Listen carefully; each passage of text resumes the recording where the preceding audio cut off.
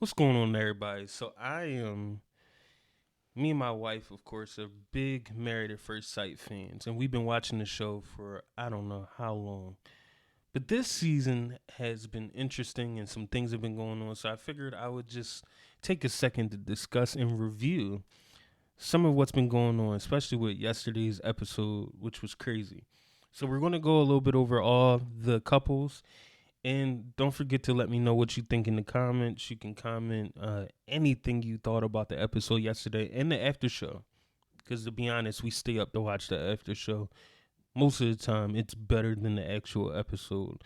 But that's neither here nor there.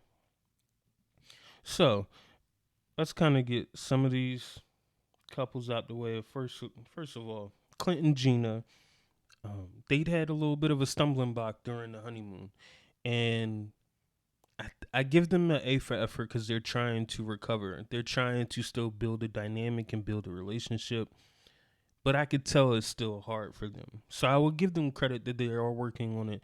And even on the after show, she mentioned that they still struggle with intimacy because of what happened, which I don't blame them. I think they had a lot of honest conversations and harsh conversations that didn't have to be had or could have been had differently. So I think they're in the process of trying to work on their relationship and trying to build some camaraderie and just some chemistry.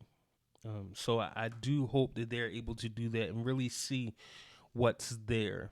I mean, I personally don't think they're going to make it, but I think it'll be more of a mutual thing that they realize that they just don't work well together. I could be wrong, but that is my honest opinion that they're going to give it all that they have. They're going to invest in it. They're going to try to build on it. And at the end of the day, they're going to go their separate ways, realizing that they're just not meant to be. Thinking about Christopher and Nicole, and their relationship has been going pretty good. Outside of the moment I saw him crying about his dog in the apartment, they've been moving pretty well. Until this episode, where they kind of had a conversation, and Chris told her that he made some comments around the honeymoon when they early on when they first met about how she's a little thicker than he used to in a good way. Now, I will say I don't think this comment was the right timing, given that she was kind of talking about they were talking about their bodies and their struggles with their looks and their being in shape and things of that sort. So I don't know if this was the best time to mention something that he said previously, but unlike other people's opinion, I actually don't think it was a horrible idea to tell her. I'm going back and forth because I do think you don't want her to see that for the first time on TV, or you don't want it mentioned by someone else that this was said. Now, granted, he said it to the cast or the filming crew, so there's a chance that it would not have been seen, until it filmed on air or maybe during the after show, which would still catch her off guard. There is a chance that because you had more time in and that because you were together longer, the blow might not have hit as hard, but you don't know. You have no clue how she would have reacted. And I think in his head he was trying to get out ahead of it, not to put her in an awkward situation or for her to be caught off guard by something. And it didn't work out in his favor. Now, I don't think I think she has a right to be somewhat upset. I don't think she has the right to pass too much judgment in the sense of she feels like she can't be vulnerable. Well, she has the right to feel how she wants to. I would hope that she doesn't take this as a moment to draw back from him, because in the context of it, this is something he said maybe day 2 or day 3 of their marriage. So that's why I say I hope she doesn't take this as a reason to pull back or to affect what marriage they were working on. It was going well until this came up. So I hope this doesn't affect the level of investment that she has in the marriage. So next, we are going to get into Shaq and Kirsten, which is probably my favorite couple. They're the couple I think is going to make it. I think that they are truly working on things. even watching this episode, I thought the spy thing was cool. I thought it was cute. I thought it was a proactive way to create time between them, because that was one of her biggest complaints, that she wanted time, that she wanted to have more of his time and enjoy his time. And she took the initiative to create the atmosphere to be able to enjoy time together. So I give her a lot of credit. The part that I thought was funny, if you watch it, is the dialogue of them sharing one thing they don't know about each other. So Shaq went first and talked about his insecurity. And then when it came to her, she was like, "Oh, there's a lot you don't know about me." And he was like, "Okay, well, tell me something." And she was like, "Well, I can't think of anything. There's not much else to know," which was a blatant contradiction that I thought was pretty funny. So this led to a lot of problems and a lot of conversation. Um, I just thought it wasn't a good look in that moment, and watching the after show and hearing her explain it, I kind of understand a bit more that it is a struggle for her. And I just get that she struggles with letting her guard down and being vulnerable and things of that sort. But I do think she has to get better with communicating with Shaq these things, because it doesn't come off well in the moment, and I don't know if he always sees what's really going on in her head or how she's really feeling, because she doesn't communicate that. And I think she even expressed that she needs to get better during the after show. She needs to get better with communication, because I think he's really trying, and you don't want him to get burnt out because of your difficulty with communication. So we're getting right back into, but for them to have a fair shot, Mackinley like and Domynique, they didn't last long. When they first started, I was like, I was trying not to discriminate based on her age. I didn't think they were going to make it. And I kept watching, I kept listening. I was like, I don't think she ready to be married. I don't think she want to be married. I'm surprised they let her mom sign her up. But I kept giving it a shot. I kept watching. And the things she just was nitpicking about, just, I don't, he's hard to get out of his show. I don't want to make you get out your show. Okay.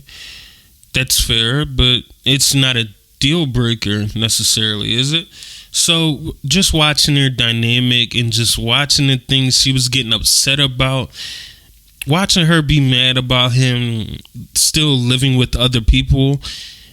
And I was like, okay, that's a matter of preference, but I'm not mad. And then she said, if you had roommates, it would have been okay. I was trying to figure out the difference between having roommates and the situation he was living in. I didn't understand. So yes, watching that Domynique and Mackinley situation, it was very frustrating. And to then like see them while they were meeting with Pastor Kyle, and just her energy and how she just said she was over it. I don't think she was ready. I don't think she wanted to be married, or she didn't want to be married to him. I don't know which one it was, but I don't think she wanted to be in that situation. And maybe and everyone involved was just shocked that she didn't want to fight for it. Like even the other couples, her mom was like, "You just want to let it go." So I don't think that was a coincidence. I don't think she wanted to be married. I also don't think she liked him as much. She said she did, and she seemed very upset when I was watching it on the after show, but I don't think she wanted to do it. And I guess that's fair that she got out of it knowing that she didn't want to do it. But it also seemed unfair that she didn't give it a fair shot. That she had someone there involved and they didn't give it a chance to work through it. It just seemed like she was just looking for things that was just upsetting her and frustrating her. And I was just like, even Pastor Kyle was like, come on, you can't let it, you got to compromise. You got to give something. Like, these things aren't, these are your deal breakers. So I think those conversations were important, but that's just my opinion on it. I don't think she really wanted to be in that situation. I don't think she wanted to be married, and I don't think she was ready to be married. I think that's something they probably should have took in consideration too. I guess getting more information, given her age and the fact she didn't actually apply, her mom did for her. And then she might have went in with the process, but she was not the one that initially applied. So that would have been the first thing I thought was interesting, is that she wasn't the first one to apply to be on the show. But that's just me on the outside looking in. I would love to hear what y'all think about it. So you knew we had to talk about it. And the last couple was Airris and Jasmine. And I wanted to root for them. I wasn't a fan when they first got together, but I really wanted to root for them. I wanted them to make it work. I wanted them, to be successful, black love and all. And I just didn't like it. I didn't like him.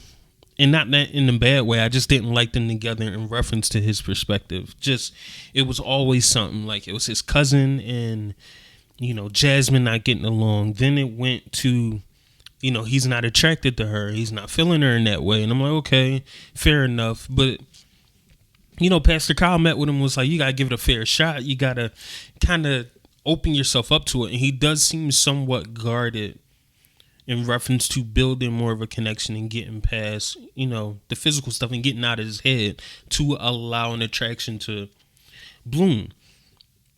The thing that really got to me was this episode specifically when they got to play Never Have I Ever. And she was already a little off when one of his questions, like on the honeymoon when they wanted to get to know each other, was a sexual question. And she was a little blown off, caught off guard by it. And she was like, she wanted to play this game to get to know each other better and build more of a rapport. And I was like, oh, okay. And all his questions were sexual. Fair enough if he's just a really sexual guy and that was discussed or portrayed. Okay. But she really wanted to get a different, like a deeper meaning and understanding of who you are. And all of them are sexual and cool. But also, don't shame her because she lived a different life. You're asking her questions. Oh, that's boring. You didn't do this. You were supposed to do all this stuff by now. Why didn't you do these things yet? Oh, you didn't do this? You just sound like your life was boring up to now. Who are you to say that about her life because she lived a different life? We all have different paths, different journeys, and different experiences. And because she didn't take the route you took, she must have had a boring life. She didn't enjoy herself. Where are your priorities at, bro? It's your age that you're in this situation with your wife and you're going to shame her because she lived a different life. I thought that was weird.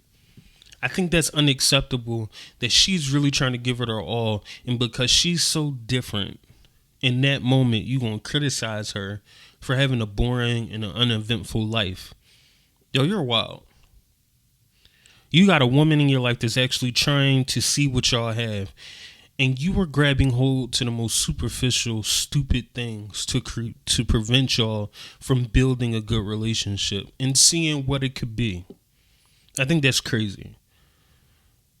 So I'm kind of off of it. I just thought it was bad. I didn't like it. I want them to still work. I want to cheer for them. I don't like it. I don't know how I feel about it. I don't think they're going to work. I just don't like how he moved right now. Before I end, I do want to do a quick mention to Shaq about him turning down a job offer for the show. And I neglected to mention this. Normally, I do think you should talk to your wife about these situations. You should have talked to Kirsten. And I think he should have in this instance. I think he subconsciously moved independently because that's what he used to. And two, I think he also answered possibly just off of the premise of them filming. I think he automatically knew it probably couldn't have been done because of the filming that they're doing. He probably knew he couldn't accept the position anyway. So he probably, in his logical mind, was like, there's no point in bringing it up because it's not a real option. I get it. But for future reference, he probably should have talked to her. But I also thought that was big, that he was invested and that he decided to turn down this position. Those are my thoughts on the episode. I hope you liked my thoughts. If you don't, tell me in the comments what you thought. Anything that you disagree with me about or any other thoughts you think I missed. Who do you think is going to stay together and who's not? Let me know what you're thinking, and I promise I'll respond. And until next week, thank you again for tuning in.